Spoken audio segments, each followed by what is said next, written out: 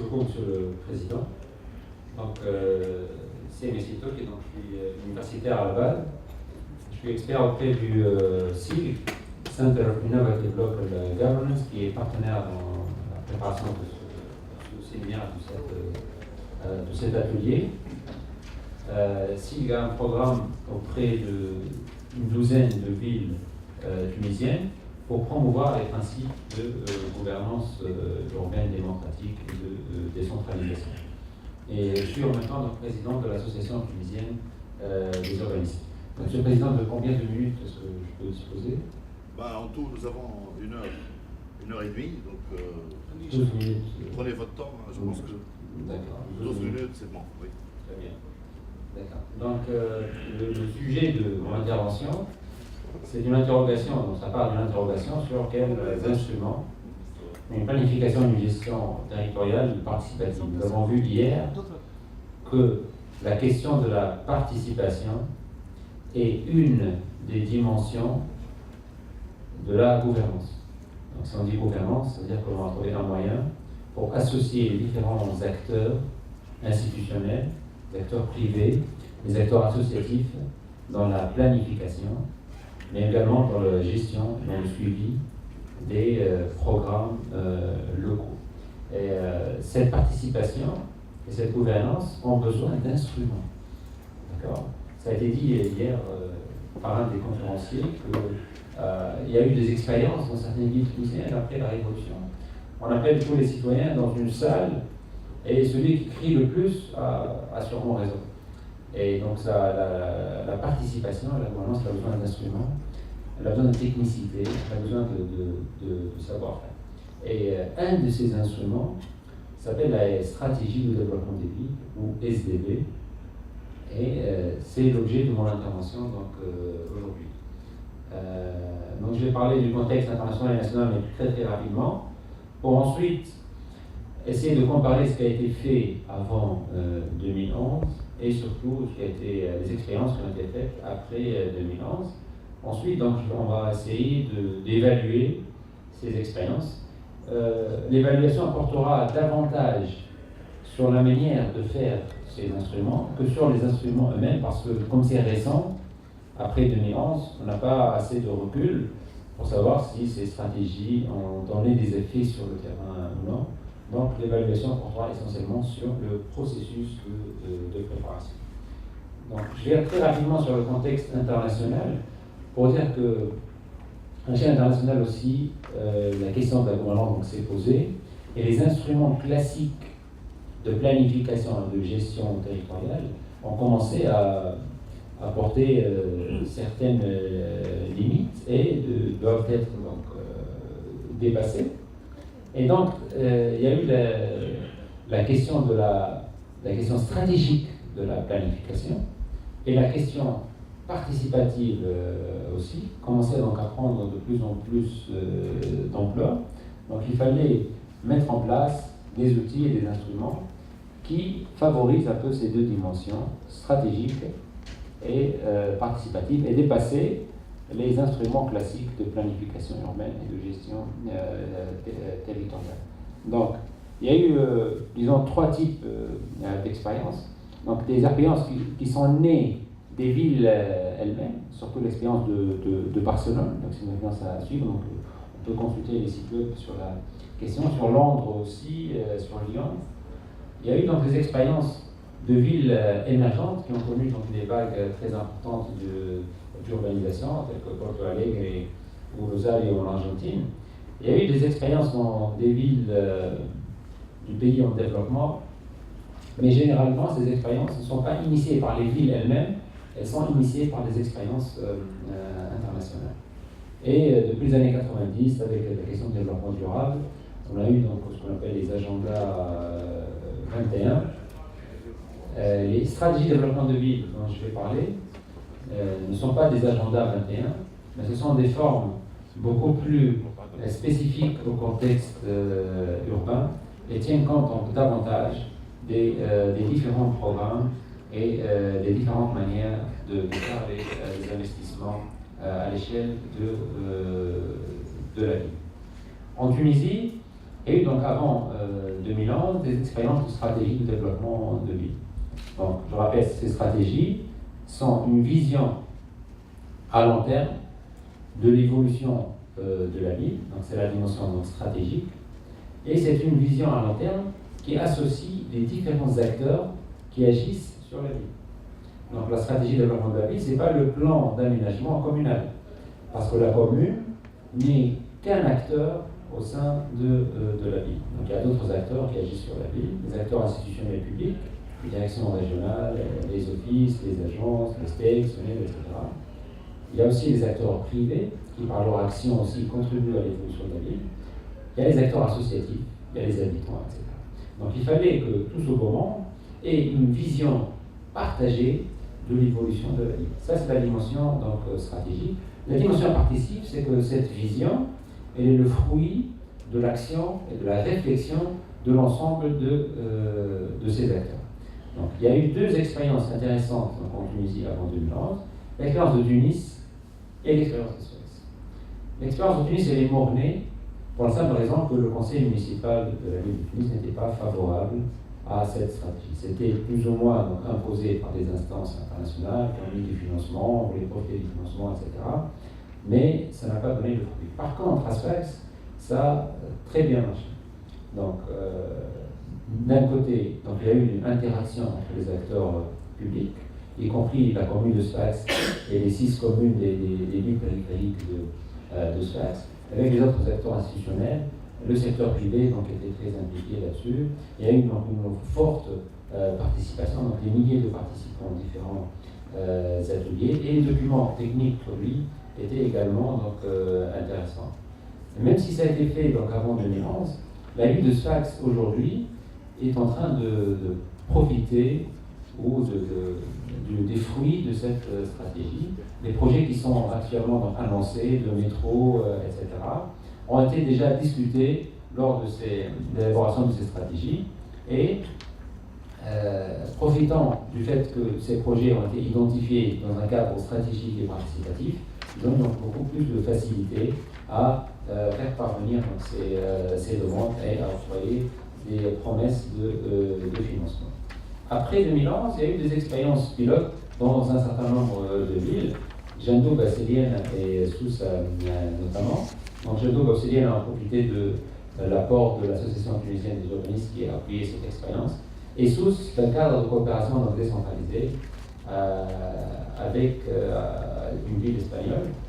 Et le centre, donc CID, le centre de International Local Governance, et il va partir de l'évaluation de ces expériences pour essayer, de les généraliser et de les institutionnaliser. Donc, ce que je vais présenter donc, très rapidement, c'est comment ça s'est fait à Jendou. Je vais prendre donc, un exemple, Jendou. Première chose, c'est l'information. Donc, la première chose, donc, il y a eu des pancartes donc, grandes qui ont été affichées à l'entrée de la ville et devant la commune le siège de l'hôtel de ville de Jendou, indiquant que la ville est en train de préparer sa stratégie de développement. Donc, par la suite, donc, il y a eu bien sûr l'engagement de la commune. Donc, le projet il se base sur le principe que la commune est le principal acteur du développement donc, local. Il faut qu'elle soit le moteur de la préparation de la stratégie pour éviter ce qui s'est passé à Tunis, où le conseil n'était pas très impliqué. On a fait une stratégie, mais comme ce n'était pas porté par la commune, donc il n'y a pas eu de suite possible. Par la suite, pour traiter la question de comment faire entre la nécessité d'avoir une expertise technique nécessaire, donc planifier une ville ou gérer une ville, ça nécessite un savoir-faire certain, mais en même temps, la participation, elle ouvre la voie vers donc, des propositions qui peuvent ne pas être maîtrisées. Donc la question qui s'est posée alors, comment faire le dosage entre savoir expert et savoir citoyen. Pour cela, il y a différentes techniques possibles. Celle qui a été choisie pour Jendou était de charger un groupe d'experts de préparer un pré-diagnostic. Donc le pré-diagnostic, il est préparé uniquement par des experts, donc externes à la ville, qui, en fonction des visites sur terrain, de consultation des documentations disponibles, ont préparé donc, un document de pré-diagnostic. Ensuite, ce document, il est présenté à des groupes de travail constitués de représentants de la commune, des institutions donc, régionales, de la société civile, des habitants, en vue de approfondir, prolonger, détailler, peut-être nuancer certains résultats trouvés par les experts lors de leur analyse. Donc on passe de cette manière du pré-diagnostic vers le diagnostic. Et un des éléments forts du diagnostic, c'est qu'il doit être partagé. Parce que donc l'esprit de la stratégie, c'est qu'on peut ne pas être d'accord sur les propositions. Chacun donc, il privilégie une option par rapport à une autre. Mais au niveau du diagnostic, on a intérêt à avoir tout le monde la même lecture de la situation de la ville, de ses dysfonctionnements. Donc à partir de ces premiers ateliers, donc on est passé du pré-diagnostic au diagnostic. Par la suite, donc on passe donc, aux différents ateliers pour préparer les axes stratégiques sur lesquels devrait aboutir la stratégie de développement, et par la suite préparer le plan d'action, toujours d'une manière donc, participative, apport de l'expert, puis discussion donc, avec la salle. Et un des éléments donc, intéressants à Gendoba, c'est qu'après avoir préparé les premiers plans d'action au niveau des ateliers, la commune a, en concertation avec l'université de Gendoba, a organisé donc, une grande journée. Les moyens donc, qui étaient disponibles au départ ne permettaient pas d'organiser de très très grandes réunions, mais la commune a pris donc, en charge et s'est approprié le projet et a organisé donc, des journées à l'université de Gendoba, donc à l'amphi, qui permettait de recevoir donc, des populations beaucoup plus importantes donc, autour de la stratégie. Et donc les techniques utilisées pour faciliter les ateliers donc, sur les fameux donc, tableaux à forme, donc atouts, faiblesses, opportunités et menaces. Donc cette forme simple de discussion permettait d'associer l'ensemble des acteurs, y compris les acteurs associatifs, les citoyens, qui n'avaient pas donc, une connaissance technique approfondie. Et à partir donc, des différents tableaux qui ont été préparés, il y avait un travail donc, collectif qui était modéré par des experts afin d'aboutir depuis les tableaux vers donc, l'identification des enjeux majeurs de développement de la ville. Ici, sur les questions d'urbanisme et environnement, donc on essaie d'identifier les questions les plus pertinentes d'une manière participative. Par exemple, ici, donc, la première question qui s'est posée, c'est comment assurer une intégration urbaine des coupures physiques qui sont importantes donc, à Gendoba, que ce soit par l'oued, Mazda ou par la ligne de chemin. Donc la même chose a été faite pour les autres questions traitées, les autres thèmes, donc économie, développement, et ça a permis donc, de définir un certain nombre donc, de questions. Ces questions ont été regroupées selon des axes, et ces axes donc, vont constituer donc, les éléments forts de la stratégie de développement de la ville. Pour ce qui est du plan d'action, c'est à peu près le cheminement inverse. Ça veut dire qu'on part ici des axes stratégiques. Ensuite, on définit de manière participative quelles sont les actions possibles qui vont nous permettre d'atteindre les objectifs stratégiques. Ensuite, donc, on définit des mesures. Par la suite, donc, une programmation donc, selon les échéances temporelles des différentes actions qui ont été proposées. Et ce qui est intéressant donc, à la fin, c'est que pour chacune des mesures donc, proposées, on faisait donc un montage, disons, institutionnel en présence des différents acteurs. Donc il y a eu donc, des actions qui relèvent du niveau local, que ce soit la commune ou bien la société civile, du niveau régional, à partir des différentes donc, institutions donc, à l'échelle régionale, à l'échelle centrale aussi, et différents programmes centraux. On définissait. Je pense que c'est possible. Je me reviens maintenant. Pas très important. De toute façon, je vais essayer. Je ne sais pas si ça marche.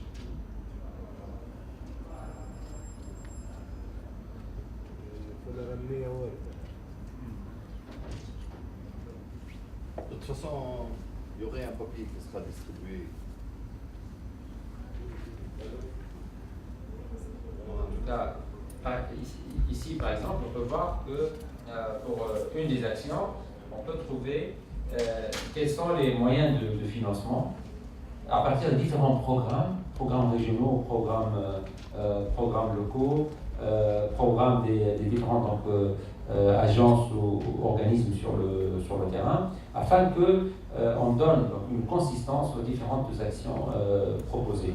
Qu'est-ce qui va donc relever de la commune? La commune pourra donc l'intégrer dans la préparation du programme d'investissement communal. Ce qui relève de la région pourra être donc intégré dans les différents programmes de développement urbain intégrés, au programme de développement rural intégré, etc. Et ce qui est intéressant, c'est que ce plan d'action, donc il sera donc mis à la disposition de tout le monde, toutes les institutions, la société civile, les habitants, etc. Et de cette manière, donc chacun pourra donc évaluer et suivre donc l'état d'avancement de ce programme. Donc ça, c'était donc l'expérience que l'on a eue. On a fait ça donc, pour l'ensemble des axes de la stratégie. Par la suite, pour chacune des mesures, on a fait des fiches de projet qui indiquent donc, qui, quoi, pourquoi, quels sont les éléments, etc., le mode de financement, les éléments graphiques donc, nécessaires donc, pour chacune des actions. Et on peut aboutir donc, finalement à la stratégie, donc le diagnostic partagé, le plan d'action et les fiches de projet. Je n'aurai pas le temps de passer l'expérience de Sousse, donc je vais directement donc, à l'analyse de l'apport et des limites. Comme j'ai dit au départ, de l'expérience, mais pas des retombées sur le terrain, parce que c'est encore tôt pour mesurer ces retombées. Premier rapport, premièrement, c'est d'avoir réussi à mettre toutes les parties prenantes autour de la table. C'est déjà une réussite. Il y avait des institutions régionales dont les responsables se rencontraient pour la première fois. Et d'ailleurs, en marge des réunions, d'autres affaires donc, locales et régionales étaient donc résolues par ces différentes donc, réunions. Il était important de réunir tout le monde autour d'une position, entre guillemets, informelle, parce que la stratégie n'a pas une assise réglementaire. D'accord. Si on avait invité tout le monde autour d'un sujet très réglementaire, un plan d'aménagement urbain ou autre document, donc les institutions auraient donc plus peur, donc plus de retenue dans la participation et dans la proposition d'avis, mais dans un cadre qui est plutôt donc, informel, donc ils se sont donnés à l'exercice. Le deuxième apport, c'est de repositionner la commune au centre donc, de la question de développement local. La commune, donc, pendant longtemps donc, considérée comme un acteur donc secondaire au sein de la ville. Grâce à cette stratégie, elle a été le principal acteur qui a réuni l'ensemble des autres donc, partenaires. Par contre, ce qui n'a pas marché, c'est que si certaines représentations donc, régionales des services publics ont joué le jeu et ont participé, d'autres donc, se sont retirés du processus ou bien demandant que une invitation officielle de la part du gouverneur soit adressée, etc. Donc, ce qui n'était pas l'objectif donc, de nos différents travaux. Les acteurs privés aussi, donc, ils ont participé de manière limitée au processus, ce qui dénote d'un faible rapport entre la commune et les acteurs donc, privés donc, implantés sur la place. Et dernière limite donc, importante à relever, c'est les capacités locales à imaginer des processus et des programmes de développement. Parce qu'on voulait, donc, dans le cadre de la modération des différents travaux, initier des réflexions sur comment utiliser les avantages comparatifs, les avantages compétitifs de la région dans le développement donc, local et régional. Et la plupart des acteurs locaux ont privilégié un soutien plus important de l'État, etc. Donc c'est très difficile de manœuvrer donc, la participation dans les ateliers. Et merci.